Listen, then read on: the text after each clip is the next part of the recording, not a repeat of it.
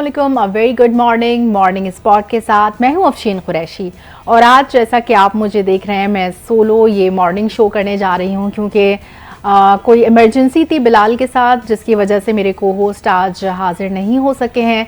तो हम उम्मीद करते हैं इंशाल्लाह वो नेक्स्ट डे हमारे साथ खुश खुरम वापस आ जाएंगे और बखैर आफियत वापस आ जाएंगे। आज की अच्छी बात से हम आगाज़ करने जा रहे हैं और अच्छी बात यह है कि मेहनत कभी रायगा नहीं जाती, चाहे नतीजा फ़ौरन नज़र ना आए। ये जुमला हमें ये समझाता है कि इंसान की जो भी कोशिश और मेहनत होती है वो कभी ज़ाय नहीं जाती। चाहे आपको फ़ौरन इस मेहनत का सिला या नतीजा ना मिले, लेकिन वो मेहनत आपके इल्म, तजुर्बे और शख्सियत में इजाफा करती है। वक्त के साथ आपको इसका फ़ायदा ज़रूर मिलता है, यानी कि सब्र और इस्तकामत जो है उसके साथ आपको काम करते रहना चाहिए और नतीजा अल्लाह की ज़ात पर छोड़ देना चाहिए, क्योंकि हर छोटे कदम का कोई ना कोई असर ज़रूर होता है और आखिरकार आपकी मेहनत रंग लाती है। और ये बात हमें हौसला देती है कि हम कभी हार नहीं माने, क्योंकि हर छोटी कोशिश आपको आपके मकसद के करीब ले जा रही होती है, चाहे आपको वो अभी महसूस ना हो। तो लिहाजा कोशिश और मेहनत करते रहिए और तरक्की की राहों पर चलते रहिए। एक ना एक दिन कामयाबी ज़रूर आपके कदम चूमेगी। यहाँ पर हमें इस बात से ये मैसेज मिलता है कि आपकी जो मेहनत है वो कभी रायगा नहीं जाएगी, और चाहे आपको उसका फौरी तौर पर कोई नतीजा नज़र ना आ रहा हो, लेकिन आप कोई भी आप पौधा लगाते हैं तो वो फ़ौरन से नहीं पेड़ बन जाता, फ़ौरन से दरख्त नहीं बन जाता। पहले वो अपना एक प्रोसेस कंप्लीट करता है, फिर उस पे कुछ ना कुछ फ्रूट्स आते हैं, फ्लावर्स आते हैं, जिसका आपको नतीजा नज़र आता है। तो वो वही सब्र का फल होता है। तो वो आहिस्ता आहिस्ता ही परवान चढ़ता है, लेकिन जैसे ही वो परवान चढ़ेगा, जैसे ही वो अपनी फुल हाइट पर पहुँच जाएगा, तभी हमें पता चलेगा जो हमारी मेहनत थी उसका क्या नतीजा सामने आया है। अदरवाइज़ अगर आप चाहें कि फ़ौरन से आपको आपकी मेहनत का नतीजा मिल जाए, तो ऐसा पॉसिबल नहीं है। ये वही मिसाल हो जाती है जैसे एक मुर्गी जो सोने के अंडे देती है, तो वो चाहते हैं कि उससे फौरी तौर पर सारे अंडे निकाल लें, और जिसकी वजह से वो मुर्गी को हलाक कर देते हैं। और इस तरह से उनको ना फिर एक जो अगर अंडा मिल रहा था तो अब कुछ भी नहीं मिलता। तो यही बात होती है कि हमें जो है ये सोच समझ के अपनी मेहनत करते रहना चाहिए कि इसमें कुछ ना कुछ हमें इसका पे बैक ज़रूर मिलेगा, चाहे हमें फ़ौरन इसका सिला ना मिल रहा हो, नतीजा ना मिले, लेकिन आपके जो मेहनत होती है, जो आपका कहते हैं ना मंजिल पर पहुंचने से पहले जो रास्ता है ना, वो भी इम्पॉर्टेंट है। उससे आप चलते वक्त बहुत सारी बातें सीखते हैं, आपको उससे इल्म हासिल होता है, आपको तजुर्बा मिलता है, और वो जो तजुर्बा है ना, समझें कि वही क्रक्स है आपकी उस मेहनत का, और आपकी ज़ाहिर है उससे पर्सनैलिटी भी ग्रूम करती है। आप किसी भी इदारे में कोई भी काम कर रहे हों तो आप चाहें कि आपको उसका फौरी नतीजा मिल जाए, ऐसा नहीं होता। आपको वहाँ पर टाइम देना पड़ता है, वक्त देना पड़ता है और मेहनत करनी पड़ती है, और जिसके बाद कुछ टाइम बाद आपको लगता है कि यार ये तो वाकई बहुत अच्छी जगह है, अच्छे लोग हैं, और सबके साथ काम करते रहते हुए आपको अंदाज़ा होता है कि सब बहुत अच्छा है, बस ये कि मैं ही ज़रा जल्दबाज हो गया था, मैं ही फितरतन थोड़ा सा मुझ में सब्र या इस्तकामत की कमी थी। लेकिन जैसे ही आप सब्र के साथ दामन हाथ से ना छोड़ें और जैसे ही आप देखें कि आपके मेहनत का जो फल है वो आने लगा है, तो फिर उसके बाद अब आपको थोड़ा तवक्कल अल्लाह की ज़ात पे भी करना चाहिए क्या, और अपनी मेहनत पे भी आपको भरोसा करना चाहिए, अपनी ज़ात पे भी भरोसा करना चाहिए। तो कभी हार ना माने, क्योंकि हर छोटी कोशिश आपको आपके मकसद के करीब ले जा रही होती है, चाहे आपको वो अभी महसूस ना हो। तो लिहाजा कोशिश और मेहनत करते रहिए और तरक्की राहों पे चलते रहिए। आज सबसे पहले हमारी जो टॉप स्टोरी है उसकी तरफ बढ़ते हैं हम आपको बताते चलें कि ईरान जो है उसने इसराइल पर एक और बड़ा हाइब्रिड हमला कर दिया। अच्छा, ये कल से देखने में आ रहा है कि इन हमलों में तेज़ी हो रही है ईरान की जानिब से। बैलिस्टिक मिज़ाइल और जो है सुपरसोनिक मिज़ाइल और इस तरह के बहुत सारे मिज़ाइल इसराइल की तरफ दागे जा रहे हैं, और ये सिलसिला काफ़ी ज़्यादा तेज़ी से इसमें हमने देखा है कि इसमें काफ़ी तेज़ी आ गई है। जबकि दो ममालिक हैं, इनको आपस में एक दूसरे पर इस तरह से हमले नहीं करने चाहिए। They should come to the table और बैठकर मुज़ाकरात करने चाहिए। लेकिन क्योंकि इसराइल ही वो जो है फसाद की जड़ कह लें या फिर मतलब असल जो मसला है वो इसराइल है। इसराइल अपनी एक्सपेंशन पॉलिसी के तहत प्रीएम्प्टिव स्ट्राइक करके दूसरे ममालिक को ये बावर कराना चाहता है कि जैसे हम तो बड़े डरे हुए थे इस मुल्क से और हमें ख़तरा था, इस वजह से हमने इस पर हमला कर दिया।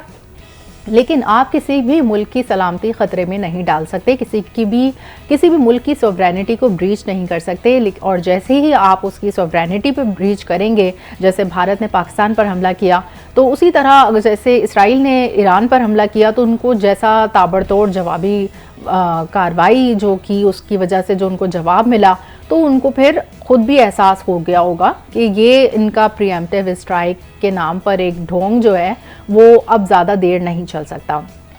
तो ईरान ने इसराइल पर एक और बड़ा हाइब्रिड हमला किया है, मिसाइल और ड्रोन्स बरसा दिए हैं। तेल अवीव और हिफा में सायरन गूंज उठे हैं, जिसके बायस हिफा रिफाइनरी को बंद कर दिया गया है। हमले के बायस 3 मुलाजिम भी हलाक हुए हैं। इसराइल ने अपने शहरियों को महफूज पनाहगाहों के करीब जाने की हिदायत कर दी है। ईरानी हमलों में अब तक हलाक इसराइलियों की तादाद 24 हो गई है और 400 से ज़ायद जख्मी हुए हैं। तो जाहिर है जब किसी भी जगह वॉर होती है तो सिर्फ आप तो मिलिट्री इंस्टॉलेशंस को टारगेट कर रहे होते हैं, आप तो यही चाहते हैं कि सिविलियन आबादी को निशाना ना बनाया जाए।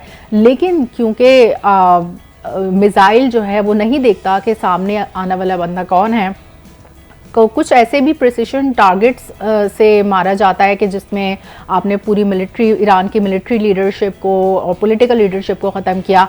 वो टारगेटेड मिसाइल भी मारे जाते हैं और फिर ऐसे मिसाइल भी मारे जाते हैं जो शहरी आबादी को जिससे नुकसान पहुंचता है और मासूम बच्चे और औरतों की जानें भी इस जंग में ज़ाय जाती हैं। तो 400 से ज़ायद ज़ख्मी हुए हैं। इसमें अमरीकी सफारत खाने के करीब मिसाइल हमला किया है, इमारत को मामूली नुकसान पहुंचा है, एहलकार महफूज रहे। इसराइल ने अपने तमाम एयरपोर्ट्स और फ़िज़ाई हदूद बंद रखने का ऐलान कर दिया है। अब देखें, इसराइल ने मतलब ये जो क्या कहना चाहिए कि एक मिस एडवेंचर करने की कोशिश की थी ईरान के साथ, लेकिन अब उसको खुद ही अपने सिक्योरिटी के ख़तरात लाहक हो गए, खुद ही एयरपोर्ट्स भी बंद कर दिए, फ़िज़ाई हदूद भी बंद रखने का ऐलान कर दिया। उसके लोगों की जानों को भी ख़तरा है। अमेरिका लोग कह रहे हैं वहाँ आप इवैक्यूएट कर दें। तो इस तरह काफ़ी अफरा तफरी फैल गई। ईरानी मीडिया की रिपोर्ट के मुताबिक ईरान ने चौथी बार इसराइल के दारुल हुकूमत तेल अवीव और हिफा शहर पर बैलिस्टिक मिसाइल और ड्रोन फायर किए हैं। तो ईरानी मीडिया ने रिपोर्ट किया है कि ईरान ने चौथी बार इसराइल के, यानी कि ये इनके लहर होती है, वेव होती है, जो भी इनके हमले होते हैं उसकी, तो अब ये नवी वेव चल रही है और इसमें चौथी जो वेव थी उसमें इसराइल के दारुल हुकूमत तेल अवीव और हिफा शहर पर बैलिस्टिक मिसाइल और ड्रोन से हमला किया ईरान ने, जिसके बाद इसराइल में सायरन बज उठे हैं और हिफा के रमाद डेवटा एयरबेस को निशाना बनाया गया है, जबकि इसराइल ने भी तेहरान पर ताज़ा हमले किए हैं। जाहिर है जब एक तरफ से ताबड़तोड़ हमले किए जाएंगे तो दूसरी तरफ से भी जवाबी कार्रवाई की जाएगी। तो इसराइल ने भी तेहरान पर ताज़ा हमला किया है और पासदारान इनक़िलाब के तर्जुमान जनरल अली मोहम्मद ने कहा है कि ऑपरेशन वादा सादिक सूम की ये नवी लहर है। अच्छा, अभी हम जो जिक्र कर रहे थे वही बात आ गई कि पासदारान इनक़िलाब के तर्जुमान जो जनरल अली मोहम्मद हैं, उन्होंने कहा है कि ये ऑपरेशन वादा सादिक जो है, ज़ाहिर है जब इसराइल ने ईरान पर हमला किया तो ईरान ने फौरी तौर पर जवाबी कार्रवाई नहीं की, लेकिन एक दिन ठहर कर उसने इस ऑपरेशन का नाम रखा वादा सादिक सूम और फिर जवाबी कार्रवाई की और फिर उस वक्त से लेकर अब तक के मुसलसल जवाबी कार्रवाई कर रहा है और ये अपने दिफा का हक़ रखता है। ईरान अपने दिफा का हक़ रखता है क्योंकि पहल इसराइल ने की है और इसराइल ने एक तरह से ख़ित्ते में आग लगाने की कोशिश की, ख़ित्ते में ये मिस एडवेंचर करने की कोशिश की, ख़ित्ते में को जो है डिस्टेबलाइज करने की कोशिश की, जस्ट बिकॉज के वो अपना रिजीम चेंज कर सके, वहाँ की लीडरशिप चेंज कर सके, जैसे कि वो सीरिया में और लेबनान में जो रिजीम चेंज लाया है इसराइल और अमेरिका जो चाहता है अपनी एक्सपेंशन पॉलिसी के तहत, उसी तरह वो ईरान में भी चाह रहा था। लेकिन ईरान कोई छोटा मोटा मुल्क तो है नहीं कि वो इस तरह से उनके हमले से डर जाए और फिर उनकी बात मान ले, और टेबल टॉक पे भी वो कोई पीस ट्रीटी नहीं करेंगे।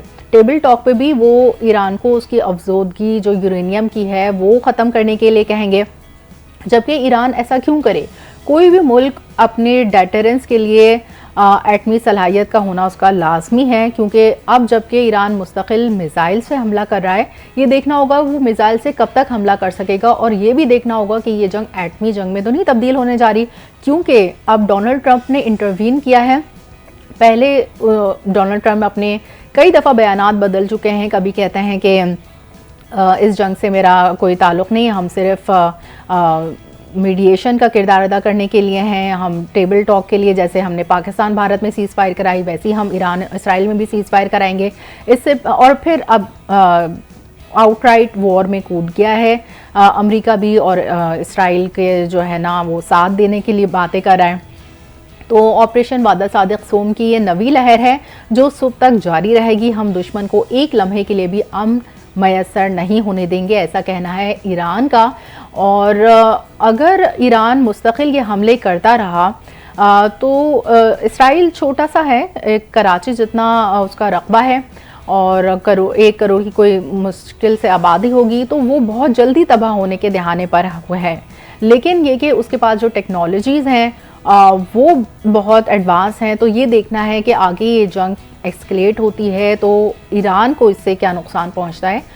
ईरान ने अक़वाम मुत्तहिदा की सलामती कौंसिल को ख़बरदार किया है कि ईरान पर इसराइली हमलों में तिल अबीब से ताउन करने वाले ममालिक बहरान के नताइज का सामना करने के लिए तैयार हैं। अच्छा, ईरान जो है वो उसने अपना जो है ज़ाहिर है जंग में इस वक्त वो हालत जंग में है, लेकिन अक़वाम मुत्तहिदा के प्लेटफॉर्म से, उसकी सलामती कौंसिल से जो है उन्होंने उस प्लेटफॉर्म को यूज़ करते हुए सारे ममालिक को ख़बरदार कर दिया है कि कोई भी ईरान पर इसराइली हमलों में तिल अबीब से ताउन करने वाले ममालिक जो हैं वो बहरान के नताइज का सामना करने के लिए तैयार हैं।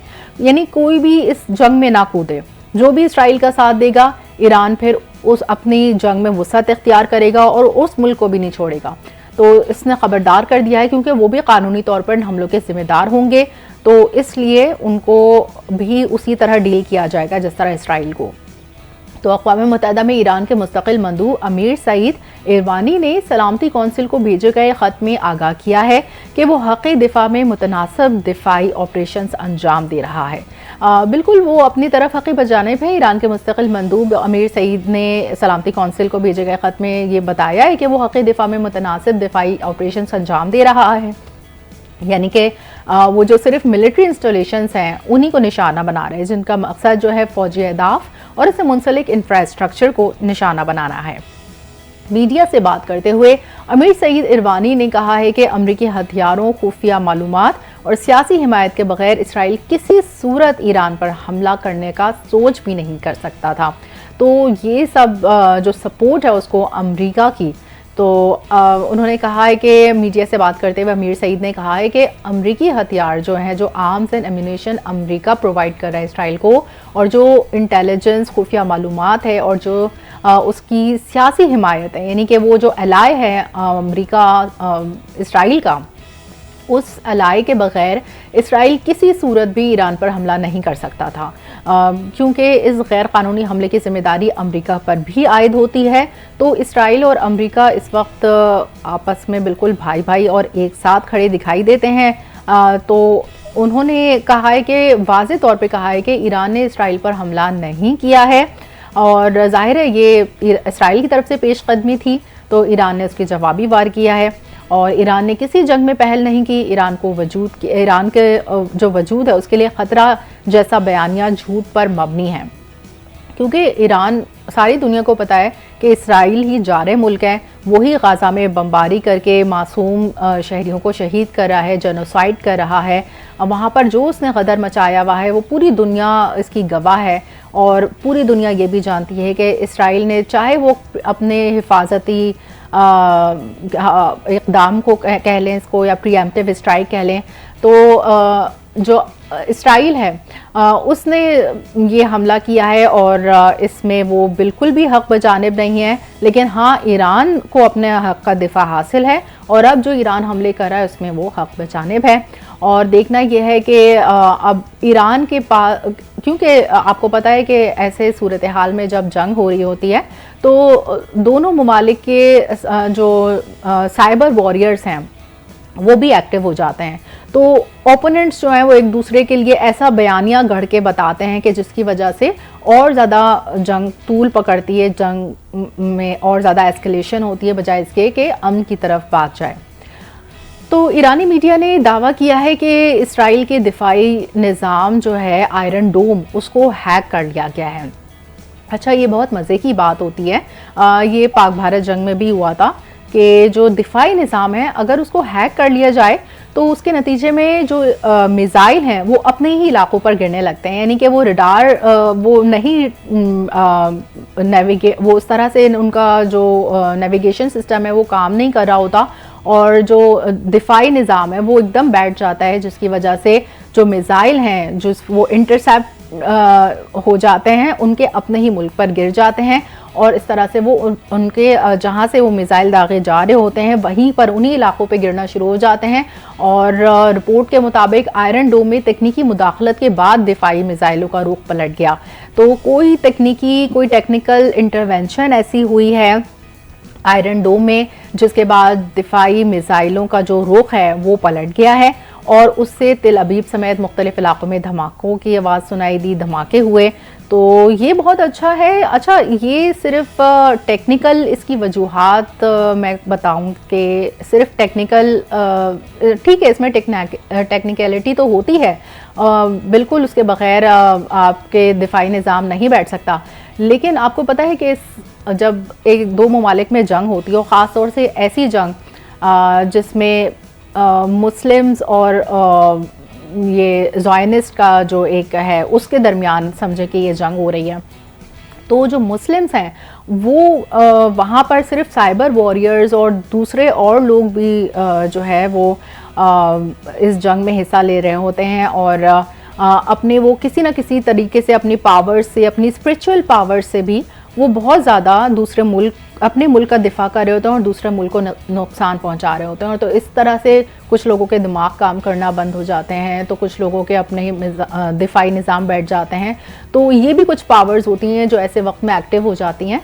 तो ये माइंड साइंसेस की बात कर रही हूँ, लेकिन इसके अलावा भी जो दिफाई निज़ाम है उसमें टेक्निकल वजूहात की वजह से वो निज़ाम बैठ जाता है। रॉयटर्स की जानिब से जारी एक वीडियो में देखा जा सकता है कि तेल अबीब से फायर किए गए मिसाइल फ़िज़ा में बुलंद होने के बाद वापस ज़मीन की तरफ आते हैं और सोशल मीडिया पर वीडियो तेज़ी से वायरल हो जाती है। ताहाल इसराइली हुकाम ने इन रिपोर्ट्स की तस्दीक या तरदीद नहीं की है।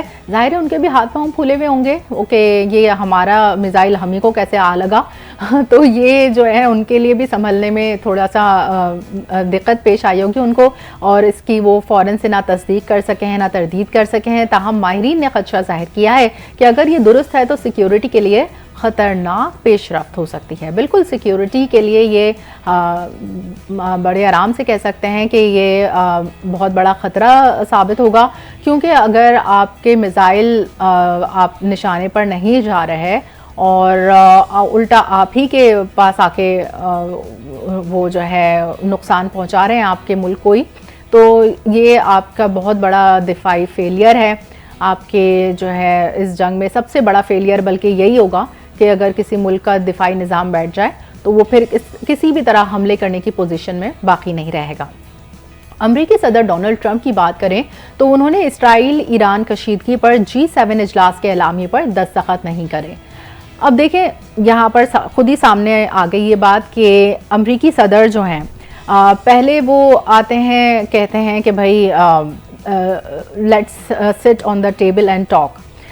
It's the most dubious form of diplomacy Donald Trump की जानिब से कि एक तरफ तो वो खड़े होकर कह रहे हैं कि भाई हम किसी जंग का हिस्सा नहीं हैं, दूसरी तरफ वो कह रहे हैं हम सीज फायर भी कर लेंगे, और तीसरी तरफ अब उनका एक और बयानिया सामने आ गया कि वो अब इस जंग में पार्टिसिपेट करेंगे, इसराइल का साथ देंगे। और इसी वजह से जो कनाडा में G7 इजलास हुआ उसके एलामिये पर उन्होंने दस्तखत नहीं किए। और खबर रसाई एजेंसी के मुताबिक अमरीकी ओहदेदार का कहना है कि सदर ट्रंप कनाडा में होने वाली G7 इजलास के एलामिये पर दस्तखत नहीं करेंगे, जिससे मुसव्वदे में इसराइल ईरान तनाज़े में कशीदगी कम करने की अपील की गई है। और जाहिर है जब आप किसी फोरम पे जाते हैं कोई इजलास होता है तो वहाँ कोई भी वॉर की बात नहीं करता, कोई भी वॉर को सपोर्ट नहीं करता, सब पीस ट्रीटी पे बात करते हैं, अमन मुआहदे की बात करते हैं। तो इजलास के एलामिये में दस्तखत नहीं किए उन्होंने और मुसव्वदे में इसराइल और ईरान तनाज़े में कशीदगी कम करने की अपील की गई थी। तो खबर एजेंसी के मुताबिक एलामिये के मुसव्वदे में ये भी कहा गया है कि ईरान के पास कभी भी जौहरी हथियार नहीं होना चाहिए। मतलब आप एक तरफ ईरान के जौहरी हथियार, ठीक है ईरान के पास जौहरी हथियार नहीं होना चाहिए, लेकिन उसके पास जो ऑयल और गैस के ज़खायर हैं आप उसको तो ज़रूर हासिल करना चाहेंगे, फिर आप उस जगह का रिजीम चेंज भी करना चाहेंगे, आप मुस्लिम ममालिक में इंटरवीन करके उनकी रिसोर्सेज तो हथियाना चाहेंगे। आप जो इसराइल और अमेरिका है वो ये भी चाहेगा कि ईरान में रिजीम चेंज हो और जो भी उनकी मतलब की हुकूमत आ जाए और उनकी ही बात सब हो, जैसे लबनान और सीरिया में उसने किया। लेकिन अगर एक मुल्क जौहरी हथियार रख रहा है अपने डेटरेंस के लिए तो वो उसको कबूल नहीं है।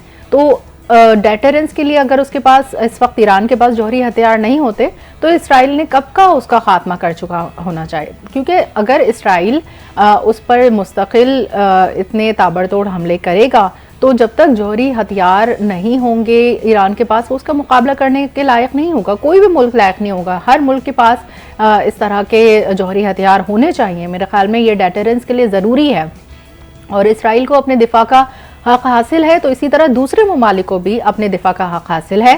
तो सिर्फ इसराइल अपने आप को एक मासूम बनाकर ना पेश करे दूसरों के सामने कि हमला भी वही कर रहा है और फिर उसका इल्ज़ाम भी वो अपने सर नहीं ले रहा, बल्कि उल्टा मासूम बन जा रहा है कि हमें अपने हक का दिफा हासिल है। तो मुसव्वदे में तवानाई की मंडियों समेत मार्केट के इस्तेहकाम के तहफ़्फ़ुज़ का अहद भी शामिल था, जो G7 इजलास में मुसव्वदे पे सिग्नेचर जिस पे डोनाल्ड ट्रंप ने नहीं किए, तो उसमें जो एनर्जी है उन रिसोर्सेज समेत जो मार्केट है उसकी स्टेबिलिटी के तहफ़्फ़ुज़ का अहद भी शामिल था। बहरहाल सदर ट्रंप ने कनाडा में G7 इजलास में शिरकत मुख्तसर करके वतन वापसी का फैसला किया। वो आज वाशिंगटन वापस आएंगे और अहम मामलात में शिरकत करेंगे। यही उनके मामलात हैं कि किस तरह से उन्होंने इसराइल को सपोर्ट करना है against all the Muslim world, क्योंकि देखना यह है कि अब इस ईरान और इसराइल जंग में कौन कौन से ममालिक कूदेंगे और कौन कौन से ऐसे ममालिक हैं जो ईरान को सपोर्ट करेंगे और कौन कौन से ऐसे ममालिक हैं जो इसराइल को सपोर्ट करेंगे। आगे बढ़ते हैं, आपको बताएं कि अमरीकी सदर डोनाल्ड ट्रंप की G7 इजलास के मौके पर इसराइल को फिर थपकी और ईरान पर 60 दिन ज़ाय करने का इल्ज़ाम लगा दिया। यानी कि G7 इजलास में भी बजाय इसके कि वो पीस ट्रीटी को साइन करते, उन्होंने इसराइल को मज़ीद मतलब उसकी हिमायत की है और 60 दिन ज़ाय करने का इल्ज़ाम लगाया है ईरान पर। सदर ट्रंप ने कहा है कि ईरान ने हमसे डील नहीं की, इसराइल बहुत अच्छा काम कर रहा था। अच्छा, जिस दौरान ये डील हो रही थी उसी दौरान इसराइल ने हमला करके डील ख़राब की और अब कह रहे हैं उल्टा सदर ट्रंप कि ईरान ने हमसे डील नहीं की, इसराइल बहुत अच्छा काम कर रहा है। ईरान ये जंग नहीं जीत रहा, ईरान को चाहिए कि डील करे। अच्छा, ऐसा है नहीं, ऑन द सरफेस ऐसा नहीं है कि ईरान ये जंग नहीं जीत रहा, लेकिन ये प्रेसिडेंट ट्रंप जो है वो इस तरह की स्टेटमेंट्स पास कर रहे हैं, स्वीपिंग स्टेटमेंट पास कर रहे हैं कि जिससे लोगों में ये तासुर जाए कि भाई ये जंग तो बड़े आराम से इसराइल जीत जाएगा और ईरान ये जंग नहीं जीत रहा, चाहे इसराइल में कितना ही नुकसान क्यों ना हो चुका हो। लेकिन वो ऑन द सरफेस सब लोगों को ये दिखाना चाहते हैं कि ईरान ये जंग नहीं जीत रहा, ईरान को चाहिए कि डील करे इससे पहले कि बहुत देर हो जाए। साथ धमकी भी दे रहे हैं, यानी कि आप पहले हमला भी कर रहे हैं और कोई अपने हक का दिफा इस्तेमाल कर रहा है तो उसको धमकी भी दे रहे हैं। अमेरिकी सदर डोनाल्ड ट्रंप ने G7 इजलास के दौरान इसराइल को भरपूर हिमायत का इरादा किया है और कहा है कि ईरान ये जंग जीतने में नाकाम रहा। इसी दौरान में हमने देखा कि सदर ट्रंप भी फिर इजलास से चले जाते हैं और फिर बस सिर्फ इन्होंने इसराइल का हिमायत का इरादा किया है और कहा है कि ईरान ये जंग जीतने में नाकाम रहा है और इसे मुज़ाकरात की मेज़ पर आना चाहिए वरना सूरत हाल मज़ीद बिगड़ जाएगी। तो ये सब कहते हुए वो वतन वापस रवाना हो गए और लेकिन इन्होंने साथ में ये बात बता दी इन्होंने कि हालात मज़ीद बिगड़ जाएंगे, यानी कि बजाय इसके कि वो पीस ट्रीटी साइन कर दे, मज़ीद हालात के बिगड़ने का इंदिया दे रहे हैं। तो पाकिस्तान समेत 21 मुस्लिम ममालिक के वज़राए ख़ारजा की जानिब से ईरान पर इसराइली हमले की मज़म्मत की गई है। अच्छा, पाकिस्तान के साथ जो मज़ीद 21 ममालिक थे, उनके वज़राए ख़ारजा जो हैं उन्होंने सब ने मिलकर ईरान पर जो इसराइली हमले हैं उसकी मज़म्मत करते हुए हमले को UN चार्टर और आलमी क़वानीन की खुली खिलाफ वर्जी करार दिया है। बिल्कुल, UN चार्टर की तो खिलाफ वर्जी होती ही रहती है, आलमी क़वानीन की भी, वियना कन्वेंशन की भी, जितने भी क़वानीन और इसमें ट्रीटीज़ हैं उन सब की खिलाफ वर्जी होती रहती है। लेकिन ये कौन सुनता है? ना भारत सुनता है, ना इसराइल सुनता है। सिर्फ UN चार्टर एक चार्टर की हद तक के रह जाता है, आलमी क़वानीन बस पेपर की हद तक के रह जाते हैं। एलामिये में कहा गया है कि 13 जून से ईरान पर इसराइली हमले UN चार्टर और आलमी क़वानीन की खुली खिलाफ वर्जी हैं। मुश्तरका एलामिये में इलाक़ाई खुद मुख्तारी, सालमियत और हमसायगी के उसूलों के एहतराम पर जोर और मशरक़ वस्ता में कशीदगी के खात्मे और जंगबंदी के लिए फौरी इक़दामात का मुतालबा किया गया है। तो यहाँ पर जो 21 ममालिक ने ईरान की हिमायत ज़ाहिर की है और इस हमले में इसराइल को ज़िम्मेदार ठहराया है। तो उन्होंने 13 जून से एलामिये में उन्होंने कहा है कि 13 जून से ईरान पर इसराइली हमले UN चार्टर की खिलाफ वर्जी है। और उन्होंने ये भी कहा है कि ये किसी भी मुल्क की सॉवरेनिटी, उसकी टेरिटोरियल इंटेग्रिटी और उसकी ब्रदरली नेबरहुड की जितने भी उसूल हैं और उन सब पर उन्होंने जोर दिया है। और जो मिडिल ईस्ट में ख़ास तौर से जो कशीदगी की सूरत हाल है उसके खात्मे और सीज़ फायर के लिए फौरी इक़दामात का मुतालबा किया है। मुश्तरका एलामिये में कहा गया है कि ख़तरनाक कशीदगी से ख़ित्ते में अमन व इस्तेहकाम को संगीन ख़तरात लाहक हैं। जो एलामिया है उसमें ये भी कहा गया है कि जब एक जंग एस्केलेट होगी तो डेफिनेटली ख़ित्ते में कशीदगी बढ़ेगी, ख़ित्ते में अमन इस्तेहकाम को संगीन ख़तरात लाहक होंगे और एक्ट ऑफ एग्रेशन होगा, ब्रीच ऑफ पीस होगा। तो इससे ज़ाहिर है ये ममालिक ख़तरे में हैं और एटमी और दीगर मोहलिक हथियारों से पाक मशरिक़ वस्ता के क़याम की फ़ौरी ज़रूरत है। सिर्फ मिडिल ईस्ट को नहीं, एलामिये में तो ये कह दिया है कि एटमी और दीगर मौलिक हथियारों से पाक मशरिक़ वस्ता के क़याम की फौरी ज़रूरत है। साथ में अमेरिका और इसराइल को भी कहा जाए कि उनको भी एटमी और दीगर मौलिक हथियारों से पाक होने की ज़रूरत है। तो तमाम ममालिक पर जौहरी अदम फैलाव के मुआहदे NPT यानी नॉन प्रोलिफरेशन ट्रीटी जो होती है उसमें शमूलियत पर जोर देते हुए कहा है कि IAEA की निगरानी में मौजूदा जौहरी तनसीबात पर हमला आलमी क़वानीन की खिलाफ वर्जी है। तो आपको बताते चलें कि ये जो कहा गया है कि तमाम ममालिक पर जौहरी अदम फैलाव के मुआहदे जो है उसमें शमूलियत पर जोर दिया है। यानी कि जितने भी ममालिक हैं उनको ये कहा, बावर करवाया है कि अब जौहरी अदम फैलाव के मुआहदा जो है नॉन प्रोलिफरेशन ट्रीटी पर आप शमूलियत पर जोर दिया है। लेकिन मेरे ख्याल में तो मैं यही कहूँगी कि हर मुल्क को अपने दिफा का हक हासिल है और अगर वो इस तरह से डिसार्म होकर बैठ जाए और ऐसी ट्रीटी पे साइन कर ले तो वो एक कागज़ के टुकड़े से ज़्यादा कोई अहमियत नहीं रखती। तो जौहरी तनसीबात पर हमला आलमी क़वानीन की खिलाफ वर्जी है। एलामिये में ईरानी जौहरी प्रोग्राम पर पायदार मुआहदे के लिए मुज़ाकरात की बहाली को वाहिद रास्ता करार दिया है। और ये तो शुरू से ही कह रहे हैं नेगोशिएशन ही एक वाहिद रास्ता था, लेकिन क्योंकि इसराइल ने इसकी खिलाफ वर्जी की तो अब उसको कॉन्सिक्वेंसेस से भी भुगतना पड़ेगा। आगे बढ़ते हैं, आपको बताएं कि मज़ीद आपको एक और ख़बर से आगाह कर रहे हैं। आपको बताएं कि इराक़ से पाकिस्तानी ज़ायरीन की वापसी जारी है। खुसूसी परवाज़ों के ज़रिए 268 पाकिस्तानियों को वतन वापस लाया गया है। वज़ारत ख़ारजा ने तर्जुमान के मुताबिक कराची और इस्लामाबाद के लिए 2 परवाज़ें बाहिफाज़त पाकिस्तान पहुँच गई हैं और बाकी ज़ायरीन की वापसी को यकीनी बनाने के लिए इराक़ी एयरवेज़ और दीगर इराक़ी हुकाम के साथ सरगर्म अमल हैं। और तर्जुमान ने बताया कि ज़ायरीन को मज़ीद मशवरा दिया जाता है कि वो मुख्तसर नोटिस पर सफ़र के लिए तैयार हैं। वज़ारत ख़ारजा सूरत हाल पर गहरी नज़र रखे हुए हैं। वज़ारत ख़ारजा के तर्जुमान ने मज़ीद बताया कि पाकिस्तानी ज़ायरीन की बाहिफाज़त और मुनज़्ज़म वापसी में सहूलत फराहम करने के लिए भरपूर इक़दाम किए जा रहे हैं। तो ज़ाहिर है जितने भी ये ममालिक हैं वहाँ से लोगों का सेफली इवैक्यूएशन इस वक्त बहुत इम्पॉर्टेंट है। और पंजाब हुकूमत ने की बात करें तो और बजट की बात करें तो पंजाब हुकूमत ने बजट में नॉन जो तरक्याती अखराजात हैं, जो डेवलपमेंट के अखराजात होते हैं, एक्सपेंडिचर होते हैं, उसके लिए 4060 अरब रुपए की तजवीज़ दे दी है। तरक्याती प्रोग्राम के लिए 1240 अरब रुपए मुख्तस करने का मंसूबा है।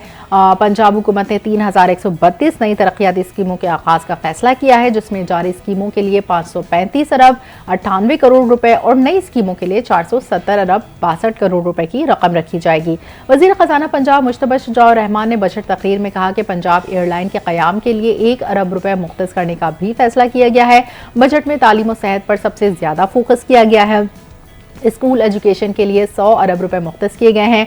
हायर एजुकेशन को 39.5 अरब रुपए का बजट दिया गया है। खुसूसी तालीम के मंसूबों पर 5 अरब रुपए खर्च होंगे और नॉन फॉर्मल एजुकेशन के लिए 4 अरब रुपए की स्कीमें शामिल हैं। बजट में स्पेशलाइज्ड हेल्थ और मेडिकल एजुकेशन पर 95 अरब रुपए, हेल्थ एंड पॉपुलेशन के लिए 86 अरब रुपए मुख्तस किए गए हैं। हौफलाए आमा के मंसूबों पर भी बड़ी सरमायाकारी की गई है। सेहत के जारी मंसूबों में 10.34 अरब रुपए इस्तेमाल होंगे। नए अस्पतालों और मेडिकल कॉलेजेस की तामीर भी इस बजट का हिस्सा है और बजट में नौजवानों के लिए रोजगार के मौके पर भरपूर तवज्जो दी गई है। बजट के हवाले से हमारे साथ लाइन पर मौजूद हैं डिप्टी ब्यूरो चीफ लाहौर। जी अस्सलाम वालेकुम। वालेकुम अस्सलाम। अच्छा, बजट पे ये काफ़ी कुछ हमने देखने में आया। पंजाब में जो बजट पास किया गया है उसमें काफ़ी सारे हमने देखे हैं तरक्याती मंसूबे हैं और काफ़ी कुछ स्कीम्स हैं और काफ़ी प्रोग्राम्स इनिशिएट करने जा रहे हैं, तो आप इसके बारे में क्या बताएंगे? जी, ये मरीम नवाज का जो है उनके इनिशिएटिव हैं। उन्होंने इनको जब से वो आई हैं उन्होंने संभाला है ये अपना जो भी अपना होता संभाला है। उसके बाद उन्होंने इनिशिएटिव लेती नहीं है और कल जो उन्होंने ये बजट पास किया है उसमें काफ़ी चीज़ें हैं जिसको लेकर बजट जो है ना उसके ऊपर चीज़ें आई हैं और काफ़ी चीज़ें हैं जिसमें जो है जिसको हम डिस्कस कर सकते हैं और काफ़ी ज़्यादा हर इदारे से मुंसलिक उन्होंने जो है ना जिसको उन्होंने हेल्प किया है और हर एक तकरीबन ज़्यादातर महकमों से जो है ना चीज़ें जो है वो हाईलाइट की गई हैं और उन पर बजट दिया गया है। अच्छा, तरक्याती स्कीम्स में क्या क्या मंसूबे शामिल हैं? अच्छा, ये जो है ना जो 2025 और 2026 के बजट का जो इजलास है जो कल हुआ है, इसमें जो है कल सदारत की स्पीकर पंजाब असम्बली अहमद खान ने और इजलास में वज़ीर पंजाब ने उनका जो है इजलास में वज़ीर पंजाब मरीम नवाज शरीफ ने शिरकत भी की है और इस्तकबाल मलिक अहमद खान ने किया है। और इजलास की शुरुआत में जो है वो जो कल किया गया है उसमें तिलावत कुरान पाक से शुरुआत हुई, जबकि बजट की तकरीर जो है वो सूबाई वज़ीर ख़जाना मियां मुश्तबा शुजा रहमान ने की। और पंजाब के बजट का मजमूई तखमिया अगर लिया जाए तो 5,335 अरब रुपए हैं, जबकि लाहौर जो है 2706 अरब रुपए गैर तरक्याती बजट के लिए रखे गए हैं। और गैर तरक्याती अखराजात में तनख्वाहें हैं, पेंशन हैं, ट्रांसफर है, सर्विसेज डिलीवरी और PFC शामिल है, जबकि गैर तरक्याती अखराजात में 6% इजाफा होगा। और इसके अलावा तरक्याती अखराजाती मद में 1240 अरब रुपए रखे गए हैं, जबकि ये बजट पिछले माली साल की निस्बत 47% ज्यादा है। और 2025 और 2026 के बजट दस्तावेजात पर वज़ीर-ए-आला पंजाब मरीम नवाज शरीफ ने दस्तखत किए और इसके अलावा पंजाब असम्बली में ऑपोजिशन की जानिब से हंगामा राय भी की गई है। और इसके अलावा आपको आगाह करूं कि पंजाब किस बात पर हंगामा राय हुई? बजट में जो बजट पेश किया गया है उसमें हंगामा राय उन्होंने किया है। बजट के पेपर्स को उन्होंने फाड़कर हवा में किस बात पर उनको रिजर्वेशन थे जो ये हंगामा राय हुई? जी, ऑपोजिशन जो है वो इन चीजों को लेकर वो जो इन चीजों को लेकर ऑपोजिशन इस वक्त उसको बजट से प्रॉब्लम थी। अच्छा, ये बताइए कि पंजाब में एयरलाइन के क़याम के लिए 1 अरब रुपए भी मुख्तस करने का फैसला किया गया है, तो पंजाब में क्या कोई एयरलाइन का क़याम अमल में लाया जाएगा या जो एयरलाइन है उसके रेनोवेशन और उसके कंस्ट्रक्शन के लिए ये बजट रखा गया है? ये बजट तो रखा गया है कयाम का है एयरलाइन की।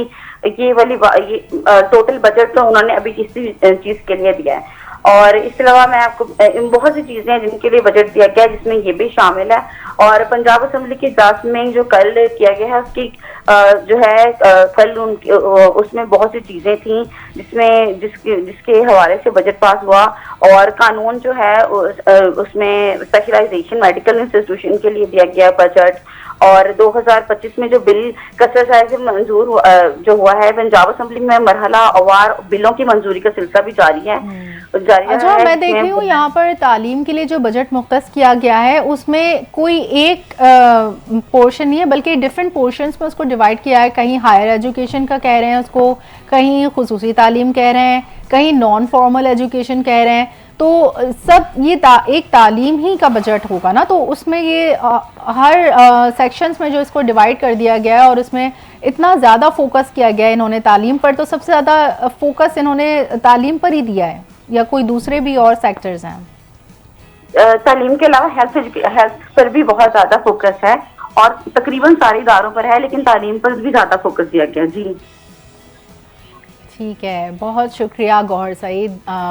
आप ब्यूरो चीफ लाहौर हैं और हमें बजट से मुतालिक इतलात दे रही थी। यहाँ वक्त हुआ एक ब्रेक का। सेकंड सेगमेंट में आपको बताएंगे कि आज जो आलमी दिन मनाया जा रहा है वो किस मौजू पर है और उसमें हमारे साथ कौन से गेस्ट हैं। Stay with us.